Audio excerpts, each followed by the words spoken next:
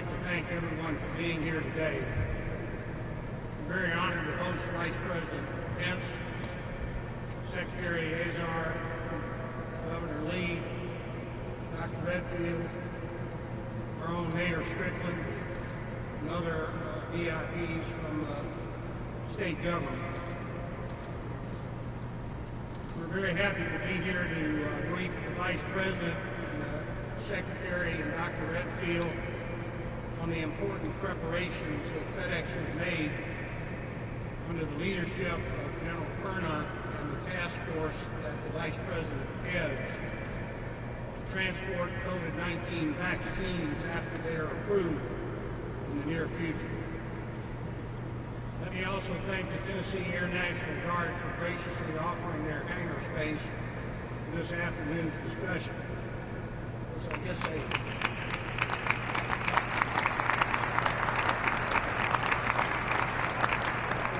couldn't have said no to either you or the governor. Anyway, it's a very busy time of the year over at the FedEx Super Hub. In addition to our vaccine shipment preparations, which we'll cover in more detail shortly, our FedEx team members are focused on the delivery of personal protective equipment and other items essential to COVID-19 response efforts. We're also in the midst of peak holiday shipping season, where we're expecting record volumes. We're so proud and grateful to our FedEx team members, 600,000 strong, and to the Guard, as I mentioned, for allowing this important work to continue uninterrupted. We've enjoyed a great relationship with the Tennessee Air Guard through the years, and we're especially proud of our work during the past year in tandem with HHS to accelerate the delivery of PPE right on this ramp, the Guard ramp, transferred over to FedEx, being moved from Italy, and other medical supplies amid the pandemic. Mr. Vice President, let me introduce my partner and our President and Chief Operating Officer, Raj Subramanian, who will make a couple of remarks. Thank you, Fred. And I echo the Chairman's welcome to our federal and state leaders, and our thanks also to the Tennessee National Guard. The scale of FedEx network that Fred highlighted is truly incredible. Comprised of more than 670 aircraft, 180,000 vehicles, and most importantly, our 600,000 dedicated team members around the world. Ever since the founding of this company by Fred nearly 50 years ago, we've worked hard to build networks to span the globe. And FedEx Corporation is comprised of multiple operating companies: FedEx Express, FedEx Ground, FedEx Freight, FedEx Logistics, FedEx Office, FedEx Services, each with unique strengths. The power of our networks is such that FedEx can pick up a shipment in almost any part of the world and deliver it to almost any other part in a matter of days. We operate in more than 220 countries and territories, allowing us to move critical supplies where and when they're needed the most. It's precisely this power that will come in handy in delivering our very important mission at hand, the mission to distribute COVID-19 vaccines. And at FedEx, there's a sense of purpose about this mission, a true recognition of how important this work is. In fact, around this company, we are operating with the sentiment that this is indeed who we are and what we do. Time-definite express transportation of critical shipments like COVID-19 vaccines is exactly what our FedEx Express air network is built to do. And our FedEx Ground network is our ground parcel network that transports day-to-day packages, both for businesses and increasingly for residents. And in fact, the network is perfect for your holiday shopping. We'll be preparing for the Shipathon. We're handling unprecedented and record-breaking levels of volume for customers during this season. We are very much in the midst of Cyber Week, which is shaping up to be the busiest week in our company's history. So this distinction between our networks means that each will have the dedicated resources they need to deliver quickly and safely. Simply put, the global health crisis at this scale requires a network of our scale to address. I will now turn it over to Don Paulin. Raj, I was supposed to actually introduce Governor Lee. Sorry there, Governor, it's your state here, so why don't you take it over before Dodd talks. Actually, that was perfectly appropriate, Raj. Thank you, Fred, and all of the FedEx team members were honored to be in this spot. A great local logistics company. Proud to call Memphis, Tennessee home. We made all Tennesseans proud because of the pivotal role they play in delivering life-saving vaccines to all America. And we're proud of it. We're glad to be here today. Mr. Vice President, Secretary Dr. Redfield, thank you. Not just for being here, we're honored by that. We thank you for your service to this country, navigating us through a crisis this year. In some ways, 2020 has been swallowed up by COVID and the shock waves that it has sent through all of our lives and our healthcare system and our economy. And we're all too familiar with the tragedies of this pandemic. But today isn't a day of hope. It is a hopeful reminder of the power of American innovation and the power of the private sector, the power of a healthcare system.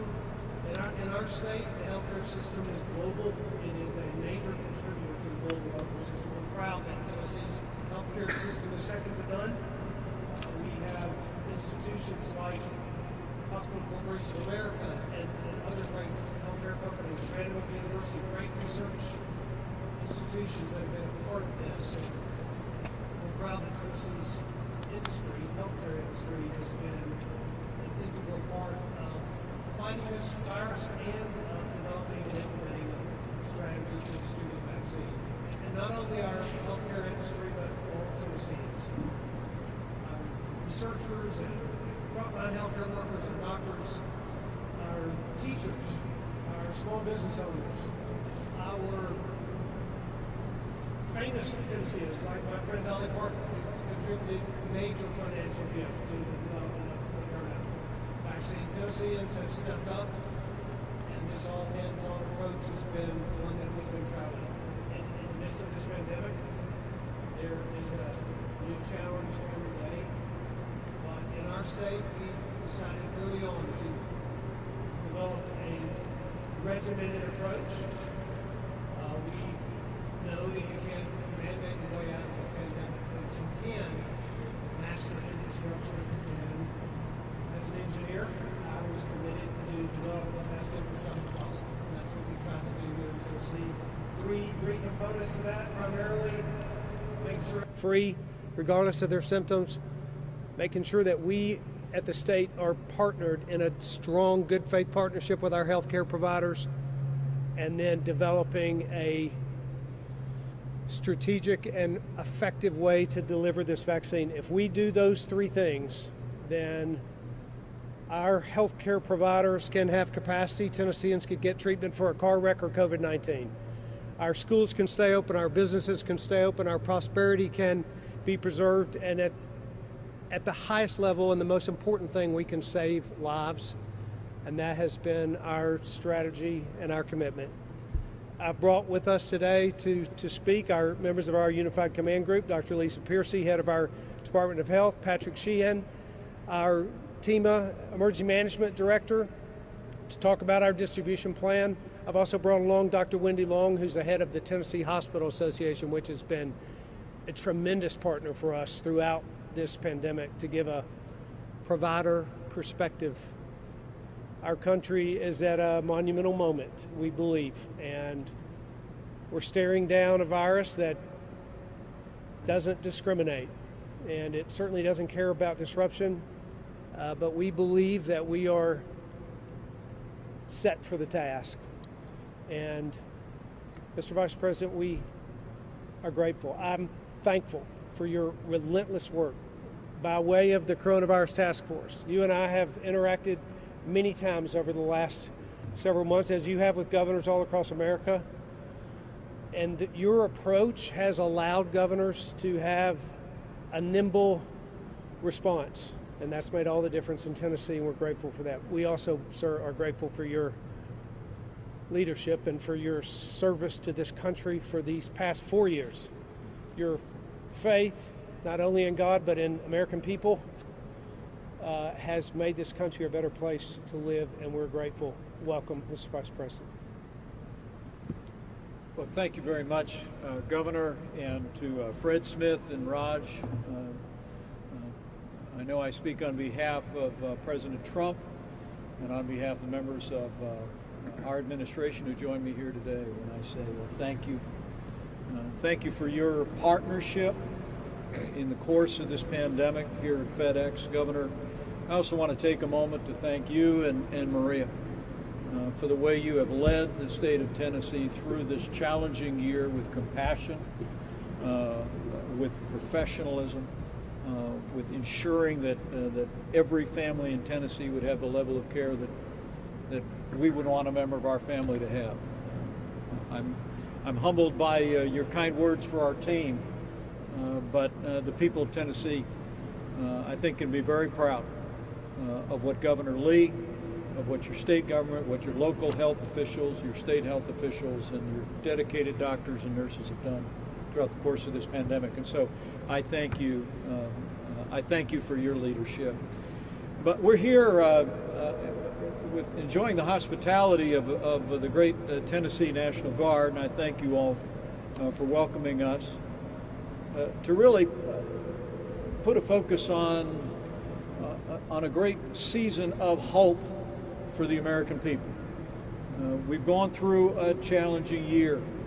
With cases rising across the country, we're still going through a challenging time. We all have a role to play.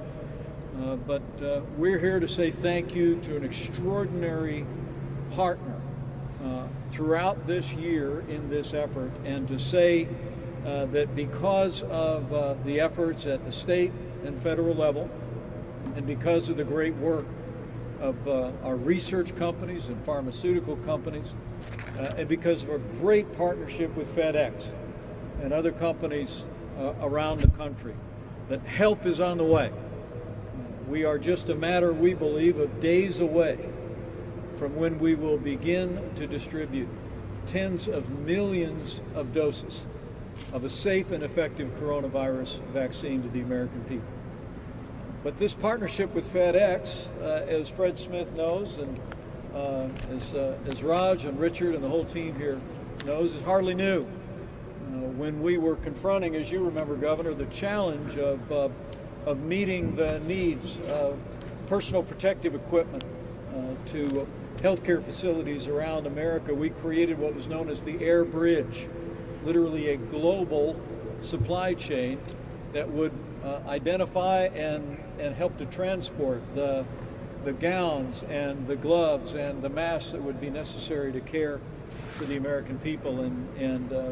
And to Fred and Raj and the whole team here at FedEx, I want to say thank you for being such a central and effective part of the Air Bridge project and the ongoing effort to continue to meet the needs of our healthcare providers all across America. But building on that partnership, we're here today to really put a focus on Operation Warp Speed. It would be literally in the month of January, as Secretary Azar will explain, that we received the genetic coding for the first time for the coronavirus, the sequence for the virus as it's known. We went straight to work in the month of January on developing a vaccine, working with Moderna and other companies, and working through the National Institute of Health. Under the President's leadership, we identified and secured some $10 billion to invest in the development of a vaccine.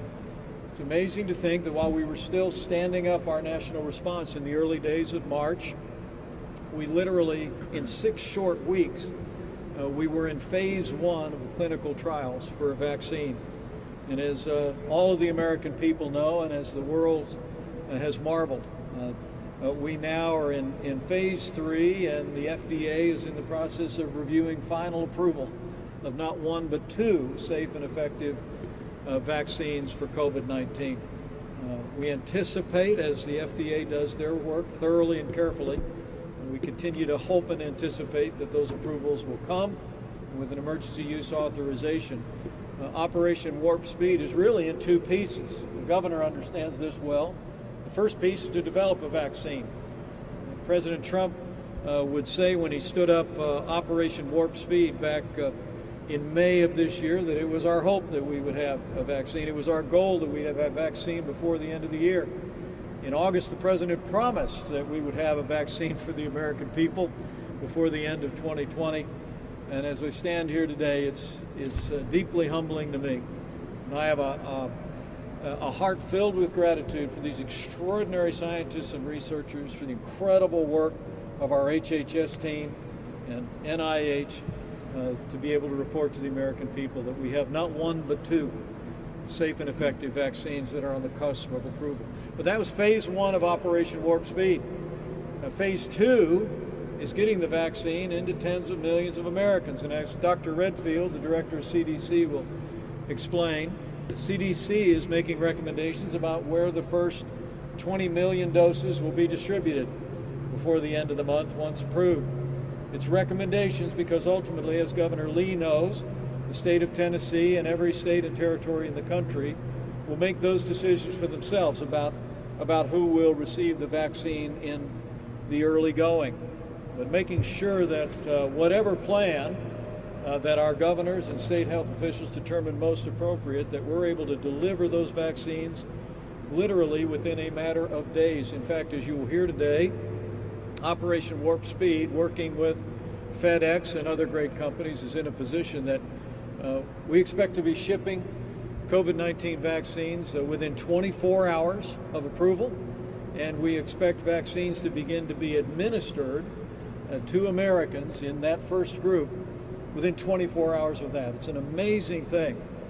Only in America could you see the kind of innovation that's resulted in the development of a vaccine in record time, in less than 1 year, but only in America, with this public and private partnership that we forged with FedEx and with other great companies, could you see that vaccine delivered and made available to some of our most vulnerable and to those that are working on the front lines of this pandemic in the country.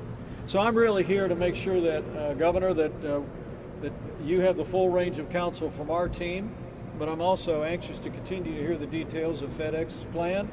I know you're poised to spring into action the moment that the vaccine is made available and the emergency use authorization is made. But what President Trump said to me from early on was that we wanted to forge a seamless partnership with state governments. And Governor Lee, you've been exemplary of that here in Tennessee, and today I hope is an encouragement to the people of this state and to people all across America. That help is on the way. While we have a ways to go, while we all have a role to play, we all need to continue to practice all those things that will protect our health, the health of our family in the days ahead. I think every American can be proud that we are just a matter of days away in this whole of America approach of delivering a safe and effective vaccine to the American people. So I look forward to hearing the details of FedEx's plan for delivery, and I'm going to recognize a couple of members of my team that will catch you up on Operation Warp Speed, our best recommendations, and then Governor, we look forward to hearing more from your team, from the team here at FedEx about how we take these vaccines and deliver them at the point of the need. And it's an honor to be with you, and Fred, you and your whole team. Have our heartfelt thanks for all you've done to date and all you're about to do for the American people. Secretary Azar? Well, thank you very much, Mr. Vice President, and for pulling us together, and thanks to Governor Lee for welcoming us and for your long partnership during the challenges of this year.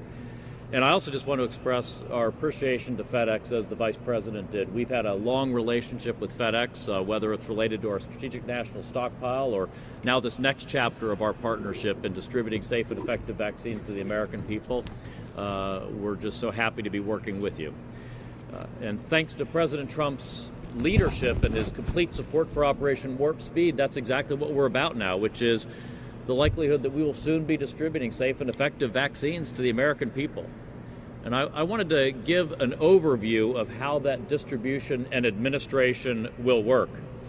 You know, when we reviewed the early contracts for vaccine development and we began planning out how we could deliver on the president's goal, his unprecedented goal of having a safe and effective vaccine by the end of this year, it was clear we needed a modern-day Apollo project or Manhattan Project that mobilizes the full resources of the U.S. government, but also leveraged the private sector.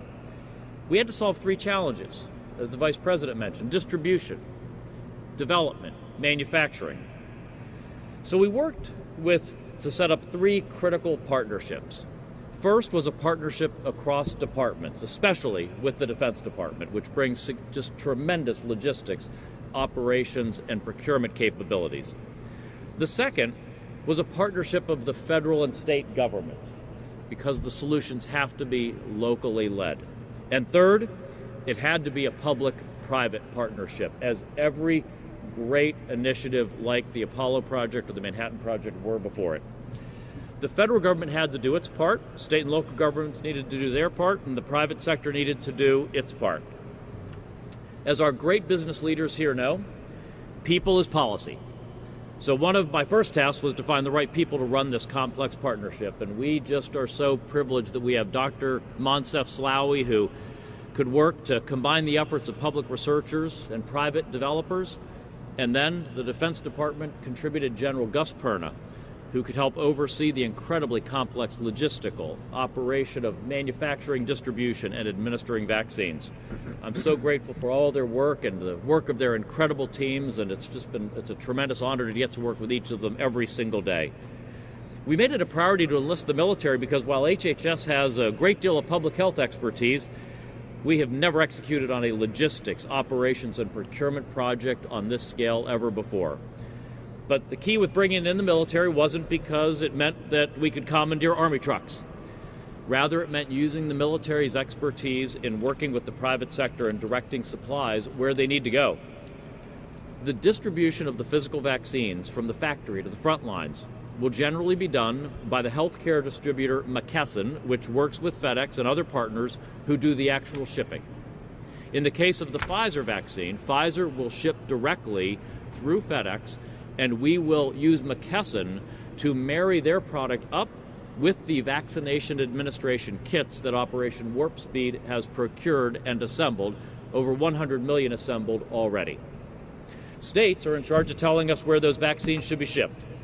They've been working on their plans with CDC for several months now, and as Dr. Redfield will explain in more detail, states can use the recommendations of the CDC's Advisory Committee on Immunization Practices, the advice of the National Academies of Science, and their own best judgment to develop the best allocation plan for their own citizens and situations.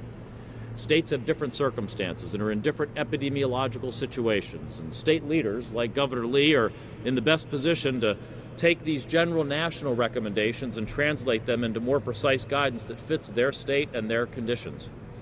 In general, states will be giving us information about providers to whom we'll ship vaccines, pharmacy partners, hospitals, community health centers, and the like. We've reached agreements with pharmacy chains and independent pharmacy networks so that states can have products shipped directly to them, where those private partners will handle administration. That includes, for instance, an agreement with CVS and Walgreens to administer vaccinations at our long-term care facilities. Those are our nursing homes. We've paid for the vaccines, we paid for the shipping costs, and the administration costs for these private sector partners will be covered by healthcare payers, private insurance, Medicare, Medicaid, and our program to cover COVID-19 expenses for the uninsured. To give you a sense of numbers, the first week's allocations for the two vaccines with data submitted to the FDA are approximately 6.4 million doses of Pfizer and 12.5 million doses of Moderna. Those are tentative numbers based on our best assessment of how many doses will be ready to ship when an emergency use authorization could be announced. We'll send half of those doses initially to ensure that the second dose requirements are available 21 and 28 days later. Jurisdictions have received the numbers they'll get from this allocation in the Tiberius platform that we've constructed, which is also where they're going to tell us where to send vaccines. After that initial shipment, we expect to make weekly allocations, and we expect, as the Vice President said, to have 40 million doses to cover 20 million Americans by the end of December. Finally, if I could just give a commercial message here, I want to mention that many Americans can play a role in our fight against COVID-19 by donating convalescent plasma, a promising treatment for the disease. If you are within 3 months of recovering from COVID-19, you have the chance to donate plasma and you can help save a life. Over 250,000 courses of convalescent plasma have been administered to Americans to help prevent severe consequences from COVID-19. Millions and millions and millions of Americans have recovered from COVID-19 in the last several months, and they could be eligible to donate. Please contact the American Red Cross or your local blood bank, or go to coronavirus.gov for more information about how you can volunteer and give the gift of life.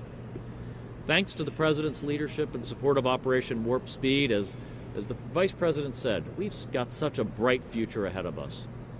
The end is near, but we need you to hang with us. Stay with us a bit more as we bridge to that bright future. Because of Operation Warp Speed, the President and the Vice President's leadership, hope and help are on the way.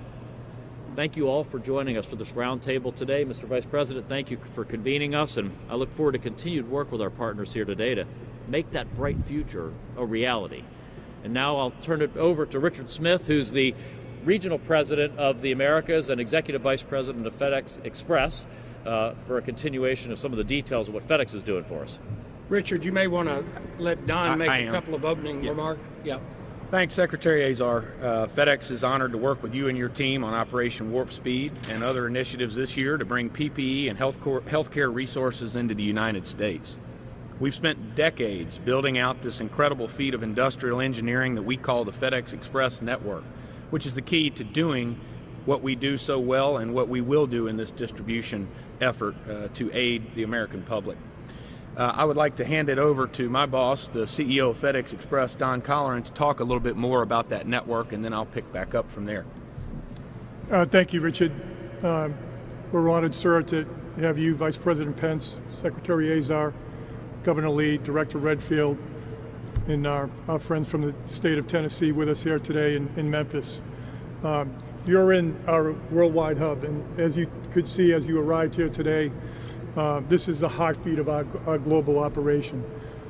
We have over 250,000 Express team members worldwide, and they're so very proud of the role that they played right from the beginning of this pandemic, and are committed to do right to the very end. And we're so ready to handle the expedient delivery of this COVID-19 vaccine. It goes without saying, it's been one of the most challenging years in our history, but also the most rewarding, as it truly validates our purpose in the recovery of so many families, communities, and even countries. A team of true heroes that I'm proud to serve with, that has stepped up in so many ways to support the communities where they both live and work. Now, as a pioneer of the express delivery system, FedEx Express has a long history of supporting relief efforts whenever a disaster strikes anywhere in the globe. We truly see it as our purpose and responsibility to use the massive resources we have during times of good times and bad times to relieve those efforts. It's truly our culture. We have a unique air and ground network comprised of almost 700 aircraft, the largest all-cargo airline in the world, I might add, almost 80,000 motorized vehicles, 2,000 stations around the globe, and we're in over 220 countries and territories around the world. Now at Express, we have extensive experience in handling the dedicated services required for shipping sensitive healthcare goods. And we've been diligently planning with our healthcare customers, with federal, state, and local officials to support this vaccine distribution. It's truly teamwork at its best. So ladies and gentlemen, FedEx Express is ready, and we are grateful for the opportunity to serve in this capacity. As Raj says, it's who we are and what we do. So with that, I'd like to turn it back over to Richard Smith, our President of the Americas and EVP of Global Support, some details, and he's really at the heartbeat of what we're doing here at FedEx Express to assist in any way we can in the movement of these vaccines. Thank you, Don. First Don. of all, I'd like to echo my boss and my chain of command here in thanking our FedEx team members, both here in the Americas and around the world, for their outstanding work in the midst of the most challenging year for the transportation industry in modern times. They are absolutely positively the best in the business and our heroes. Over the past year, as Raj alluded to, we've adopted a new motto at FedEx.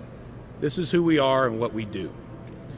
FedEx has a long-standing relationship with the federal government and is a proud member of the Civil Reserve Air Fleet Volunteer Program. We also deliver relief both here and abroad in communities in need via our FedEx Cares initiative and through partnerships with Heart to Heart, American Red Cross, and many other humanitarian organizations. And recently, we committed an initial $3 million in funding and transportation to help several nonprofits reach underserved communities with the COVID vaccine. FedEx has played a vital role in the fight against this deadly pandemic to date, having globally shipped more than 55 kilotons of personal protective equipment, including more than 2 billion masks, between February 1st and the end of November.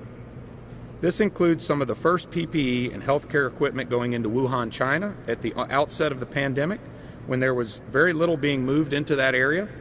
And we have continued to help keep critical supplies flowing around the globe ever since to aid in this fight.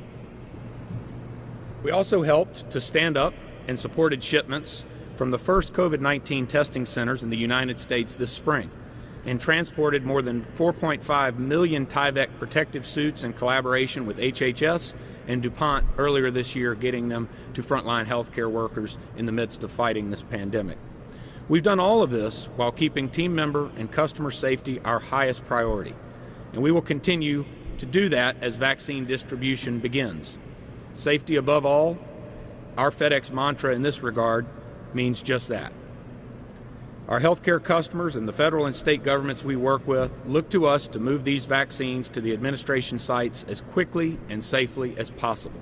Precisely what our integrated air-ground network was designed to do from its inception and humble beginnings right here in Memphis, Tennessee back in 1973.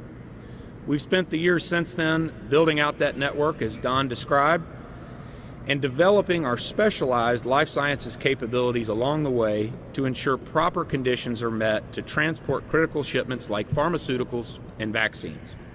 Along those lines, we have more than 90 cold chain facilities on 5 continents that will be ready if necessary, where we can stage temperature-sensitive product, and have plans to expand that number to 115 locations next year. We've also recently rolled out the latest in real-time tracking technology to monitor and, if needed, intercede with shipments in the event of unforeseen challenges, like weather events or on-road delays due to traffic.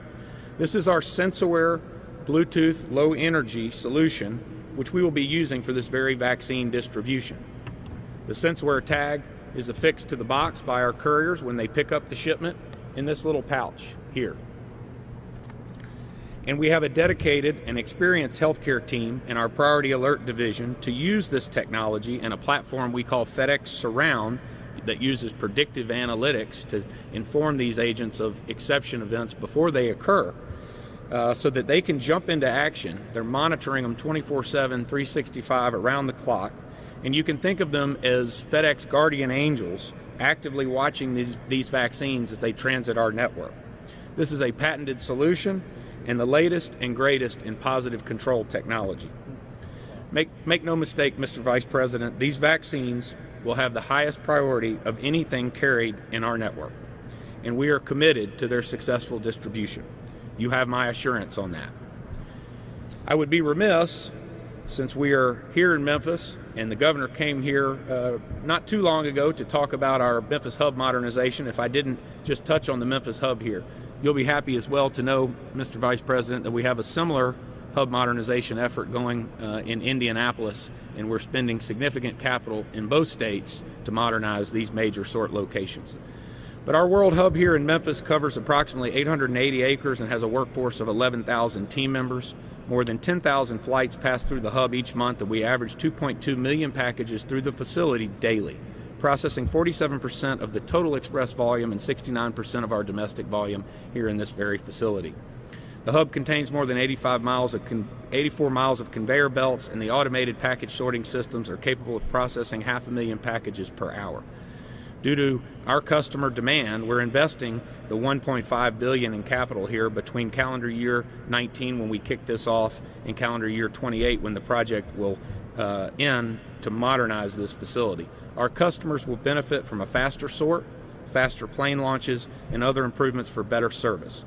Modernization will also help to attract and retain talented team members, as we are already the largest employer in the Memphis area.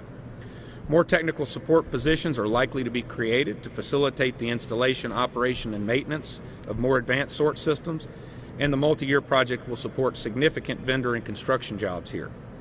Most importantly, the modernization will help us become safer and more efficient, and even better positioned to serve our communities in times of need like we have seen this year. So thank you again, and I will now turn it over to CDC Director Dr. Bob Redfield for his remarks. Well, before we turn to the healthcare experts, let me just take the opportunity to say thank you again to the FedEx team. Don, I love what you said. That when it comes to FedEx role, meeting this moment in the life of our nation, meeting crises around the world. You said this is who we are, this is what we do. And when we started to get word, the Secretary remembers, about the possibility, the prospect that we would have a vaccine before the end of the year, people understandably asked, they said, well, there's one thing about developing a vaccine, it's another thing about distributing it to millions of Americans.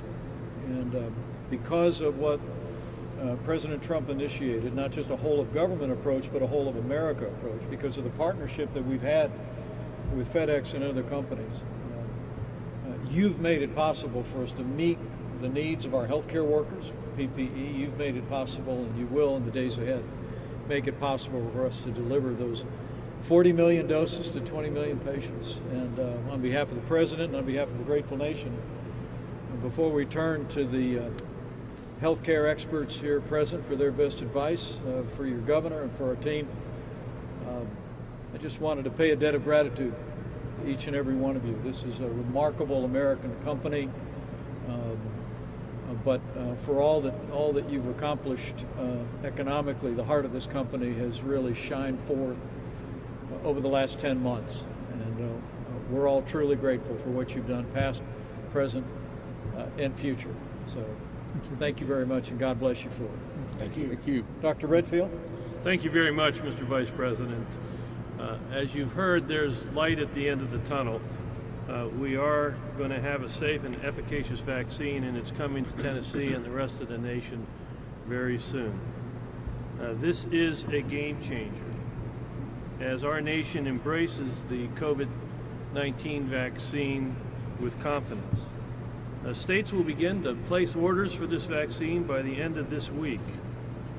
CDC's been working very closely with all 64 jurisdictions as they develop their plans to how to operationalize this vaccine from delivery into actually accomplishing vaccination of individuals throughout our nation.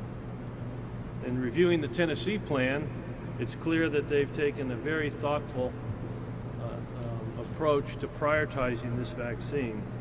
As Secretary Azar said, and the Vice President said, the ACIP and the National Academy of Science, CDC, we make recommendations, but the ultimate decision to how to prioritize this vaccine for the men and women in Tennessee is Dr. Percy, Governor Lee, and the broader team. And they really have, since July until they finalized it, I think if I remember October 14th, have really put together one of the most comprehensive vaccine plans that I've seen in all 64 jurisdictions as you begin to prioritize how to put this vaccine from distribution into a vaccination of the men and women in Tennessee, and do it, as I read your plan, grounded in the concept of cross-cutting equity, and with your decisions about focusing on a variety of points of dispensement throughout the state, supported by the health department to guarantee that this vaccine is not just begun to be distributed when this is available in the next couple of weeks, but it's done in an equitable way to the people of Tennessee. So, Lisa, you know I have great respect for what you've done.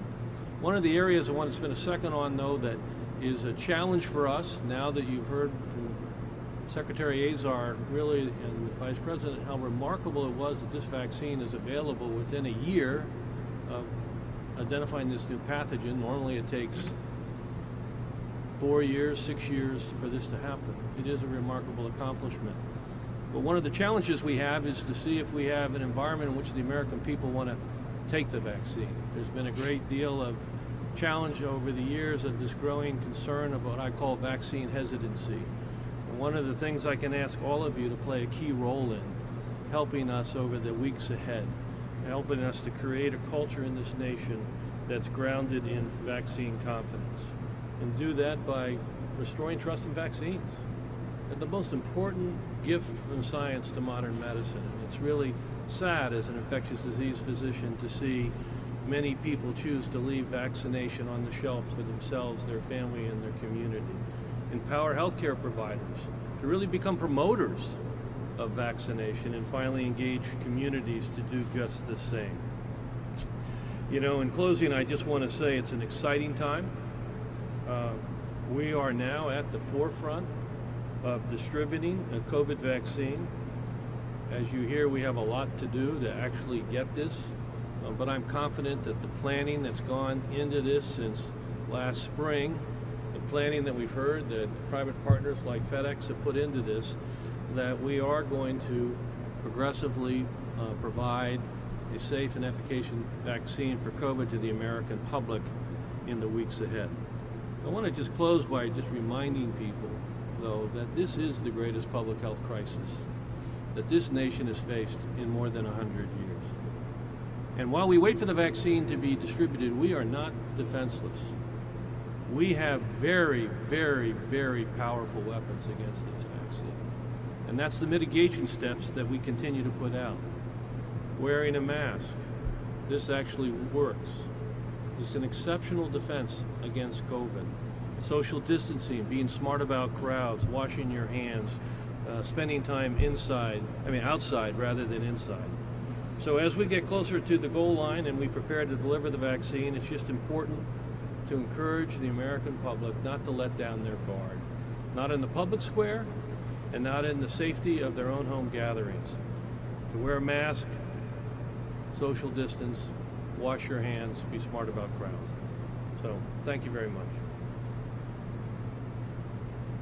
Thank you, Director Redfield, Mr. Vice President, Secretary Azar. I'm Lisa Piercy. I'm the Commissioner of Health for the state of Tennessee. I want to tell you a little bit about our preparation efforts, as well as how we're mitigating disparities and promoting equity, as you mentioned, Director. We know that the only way to get our society back to normal is through mass vaccination.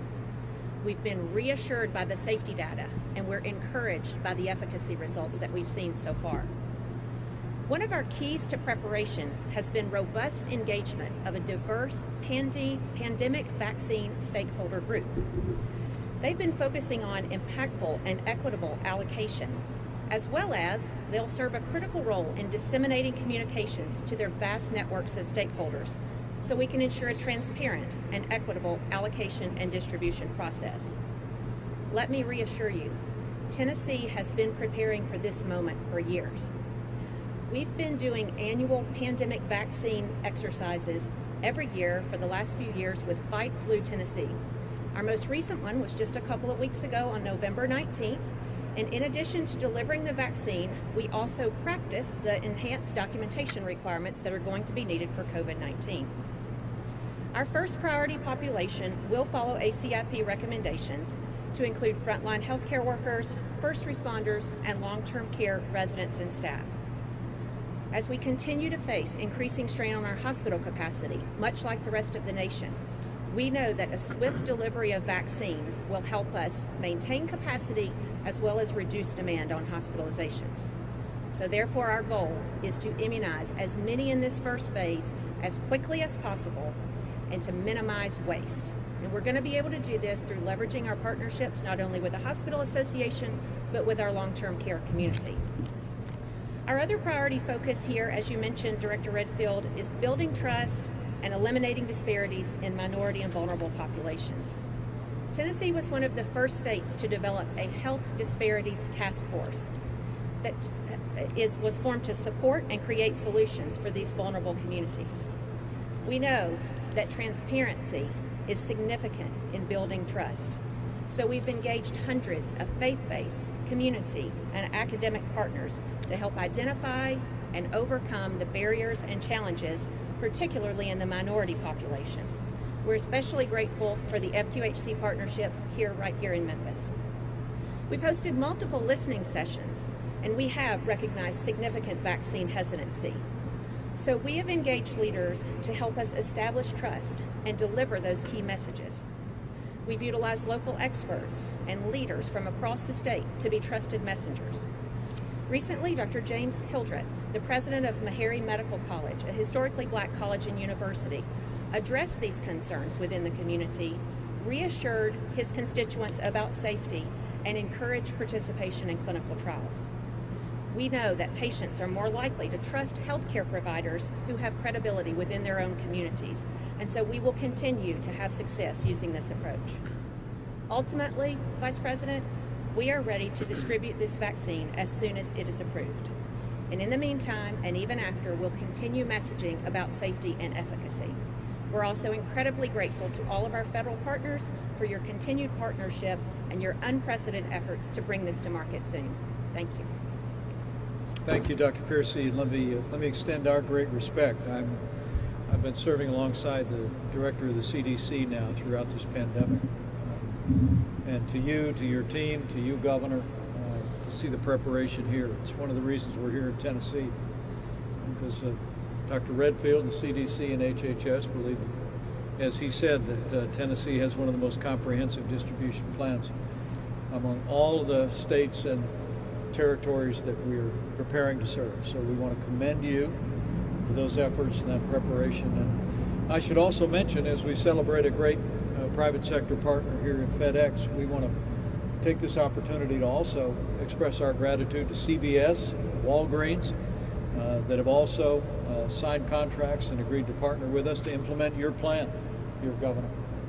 And our expectation is that literally within 48 hours of approval, the CVS and Walgreens are poised to assist you in administering that vaccine at nursing homes and long-term care facilities across the state and across the country. It's part of that whole of America approach, but all of it begins with the preparation and the thoughtful planning that you've done here, Governor. So I want to commend you and Dr. Piercy and the team for your efforts. We look forward to continuing to partner with you. Thank you, Mr. Vice President. My name is Patrick Sheen. I'm the Director of the Tennessee Emergency Management Agency, and Secretary Azar, Dr. Redfield, thanks very much for being here and highlighting this important effort, Operation Warp Speed, to this collaboration to make sure that we can get vaccines to Americans when they need it. I just want to thank our gracious partners, FedEx, too, for our long-standing partnership and the work that you do in Tennessee and with the emergency management community in Tennessee, and have done for decades. You're tremendous partners. And when the global supply chain ground to a halt earlier this year, we leaned on our partnership with you to help us solve problems and fix gaps. And our nation leaned on you through FEMA's air bridge, and it's just vitally important. And I just want to thank you for that lifeline for PPE when we needed it. Emergency management has served many critical functions throughout this pandemic in Tennessee and throughout our nation, and our system is going to be on display here in the coming weeks and months as we distribute and help distribute this vaccine for COVID-19 to all 95 of Tennessee's counties, mostly rural counties in Tennessee. A 2-dose vaccine requiring ultra-cold storage injects some complexities into the processes that we have.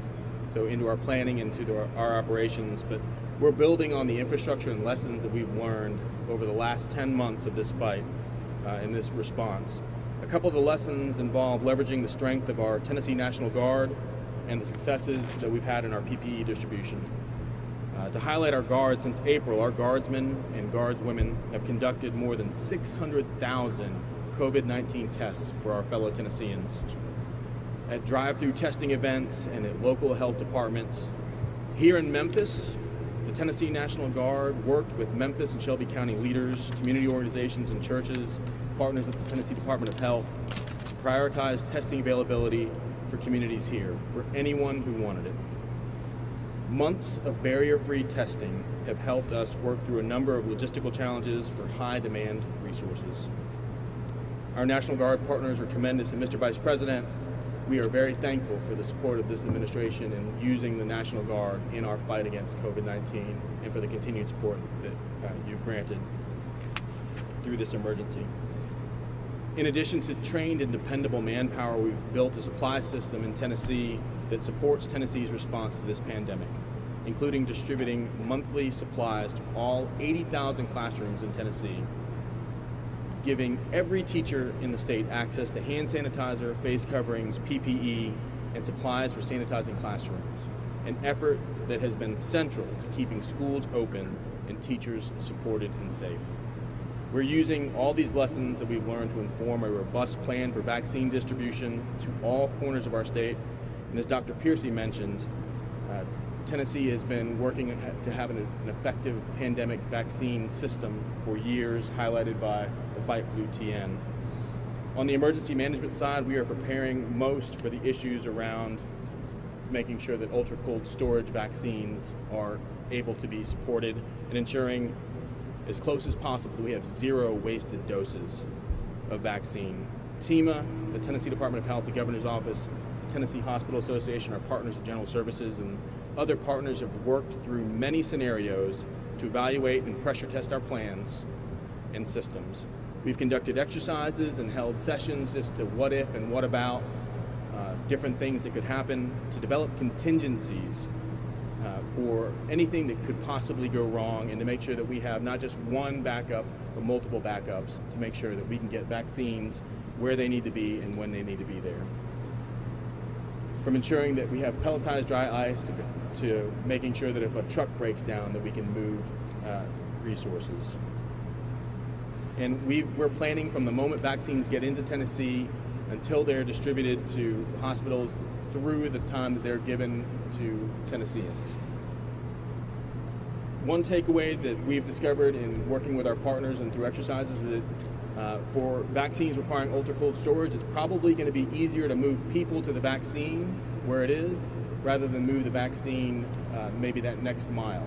And so we encourage our partners to take a look at what we've discovered here about when we have our plan, when we have it located where we know it's going to be maintained well, that it's easier to plan to bring people to the vaccine than perhaps bring the vaccine that next mile. Ultra cold storage does present new challenges, but our teams are prepared, and we've been preparing, and we're ready for what's going to come. And of course, none of us are able to do this alone. This has taken partnerships and buy-in from our partners across the private sector, all 95 counties, emergency management directors and leaders, hospitals, medical and first responders. And emergency management, emergency response is a team sport, and in this emergency, in this pandemic, we've been all hands on deck to prepare for Operation Warp Speed and getting vaccines there. We're up for this challenge. This is what we do, and we're ready for it. Thank you, sir. That's great. Thank you, Patrick. Thank you for your leadership, great partnership with Tennessee Emergency Management throughout this, Governor. And thank you for, again, extolling the efforts of the Tennessee National Guard. I know the President's been very pleased through Title 32 to provide support of the Guard's efforts throughout this pandemic, and we're currently reviewing an extension request that Governor Lee and other governors have made, and we'll be processing that, we believe, in the coming days. But we're grateful for your efforts, and give the whole Tennessee Emergency Management team our very best. Done a great job. And with that, before Dr. Wendy Long speaks with the Hospital Association, let me just take this opportunity to just say thank you to the doctors and nurses and healthcare workers that you represent here across the state of Tennessee. We've always been grateful in this country for our caregivers, but in this year we've seen the way that men and women have been willing to step into harm's way to provide care, and oftentimes most moving to me has been the way doctors and nurses have had to take the place of family at a bedside because quarantine and restrictions would not allow family members to be there at the most difficult time in that family's life. So thank you for what you've done. Thank you for what you are doing. I just invite everybody to join me in a round of applause for all the doctors and nurses and healthcare workers here across Tennessee. We admire you all. Thank you, Doctor. Thank you, Mr. Vice President, Secretary Azar, Director Redfield. The speed with which multiple safe and effective vaccines have been developed and manufactured at the federal level is a tribute to your leadership and to an unprecedented level of collaboration between private sector companies and the federal government. And I want to give you my assurance as you prepare to hand off the fruits of that labor to the states that here in Tennessee we have a similar level of collaboration. Governor Lee, Commissioner Piercy, and the state's Unified Command sought input from Tennessee hospitals early and often throughout this pandemic on crucial issues such as alternative care sites, elective surgeries, remdesivir distribution, just to name a few. And I really believe that that collaboration has saved lives in Tennessee. Tennessee's healthcare infrastructure includes everything from small rural hospitals providing care to much of our population who live in those rural areas, to corporate headquarters of large national healthcare systems based here, including HCA, LifePoint Health, and community health systems. We're also home to world-class research centers, including Vanderbilt University Medical Center in Nashville, as well as St. Jude Children's Research Hospital here in Memphis. And of course, we're home to FedEx, our gracious hosts today, who have shipped millions of pieces of PPE to frontline healthcare workers. It's the institutions, the people, and the innovations in Tennessee that really put us in a great position to support the national COVID response, not to mention our famous volunteer spirit. But there are challenges facing Tennessee now that are similar to what's happening in many other areas of the state. New records are being set every day for the numbers of individuals in Tennessee hospitalized with COVID-19. Hospitals have been taking every action to increase their capacity to care for this surge in patients, but those efforts are hamstrung by the reality of large numbers of hospital staff who are unable to work on any given day due to COVID-19 exposure or COVID illness. So this vaccine offers an opportunity not just to protect the health and lives of these critical healthcare workers, but also to assure that Tennessee hospitals will continue to be available 24/7 to provide much needed care of all types in their communities.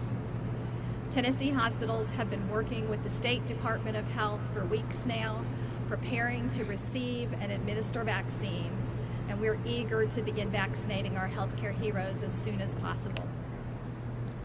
Hospitals also recognize the vital role they will play in communicating with the public regarding the importance of getting vaccinated and the safety of the vaccine. As I previously mentioned, Tennessee is home to Vanderbilt University, who's playing an instrumental role in the clinical evaluation of both the Moderna and Johnson & Johnson vaccines. So we have very close to home experience and expertise.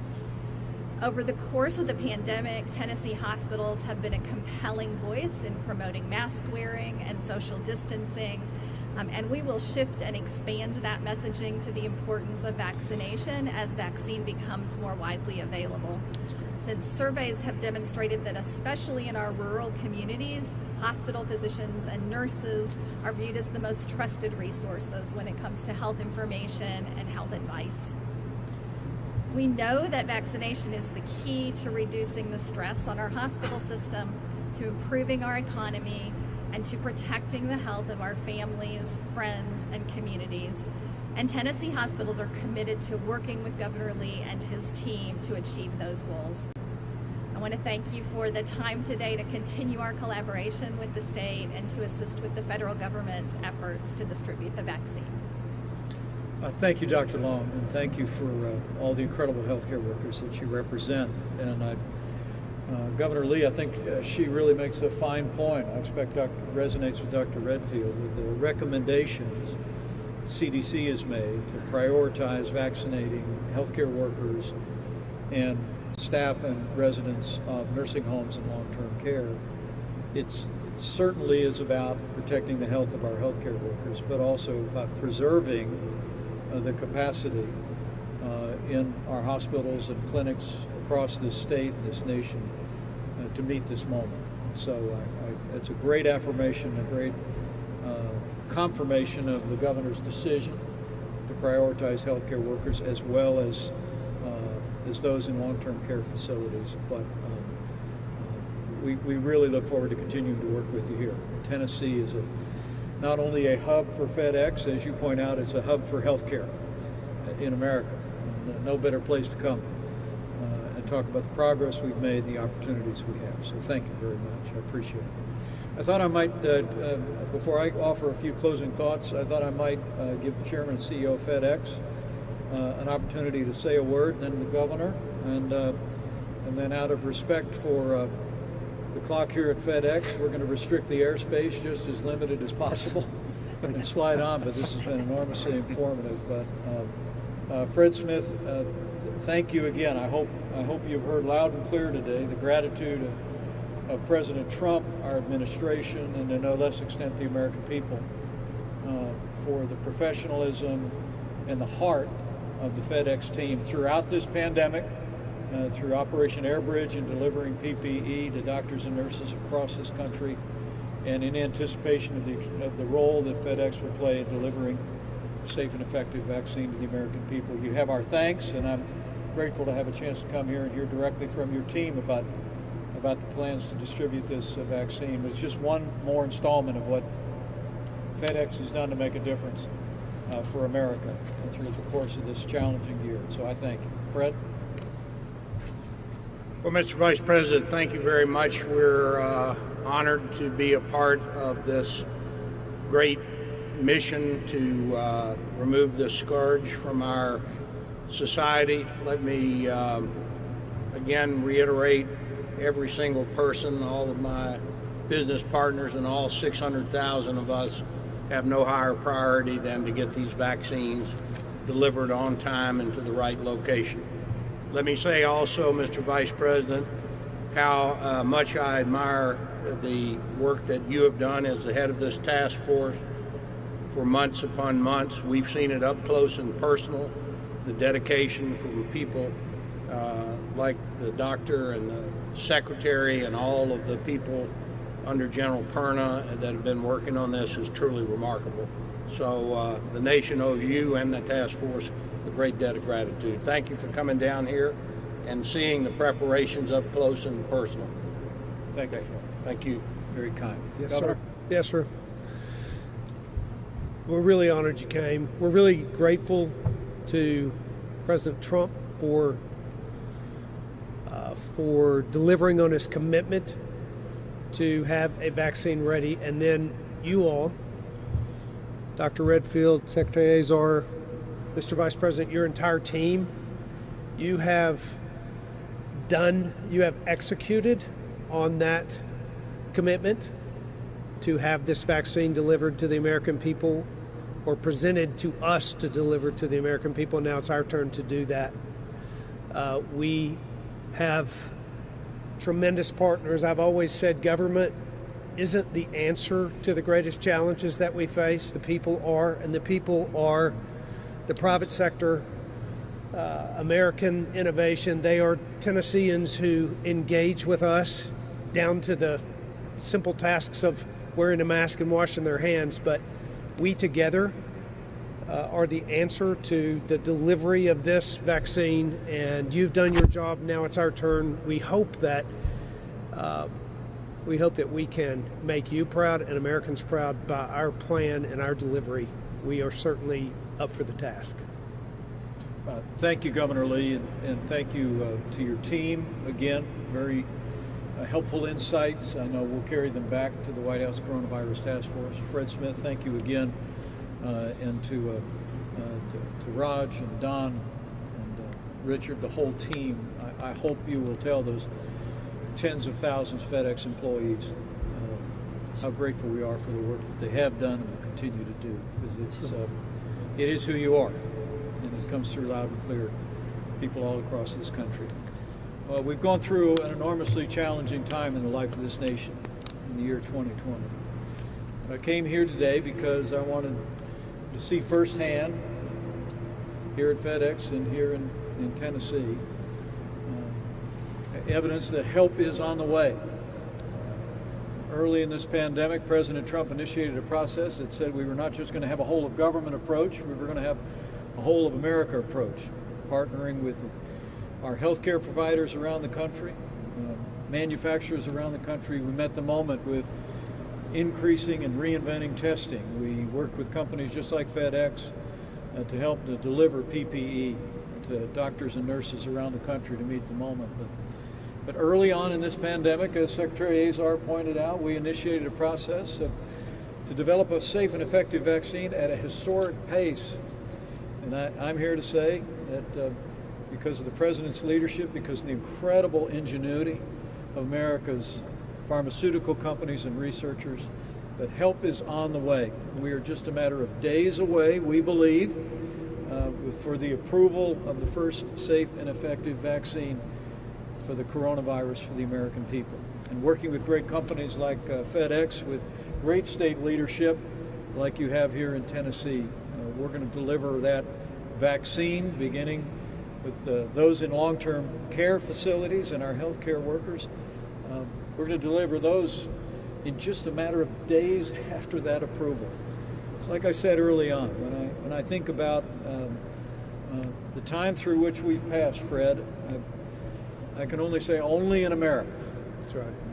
Can you see the American people rise up, the ingenuity of our researchers, the compassion of our healthcare workers, the dedication of state leadership and staff, dedication of our great team at the federal level to be able to meet this moment.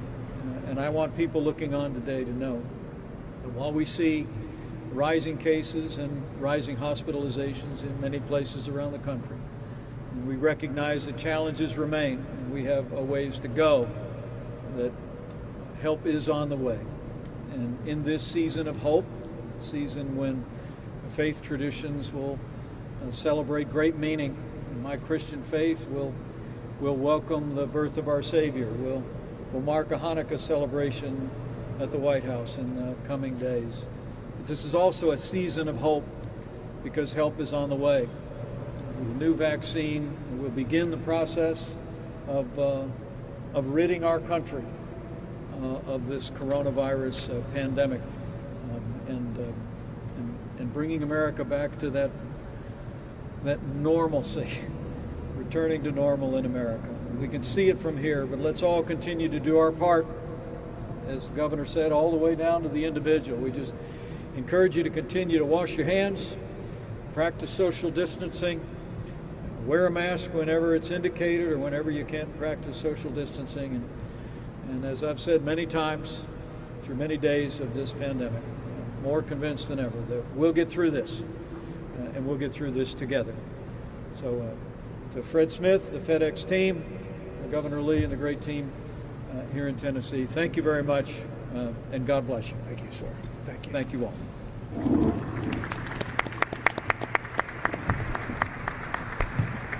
Great honor to meet you, Doctor. You know,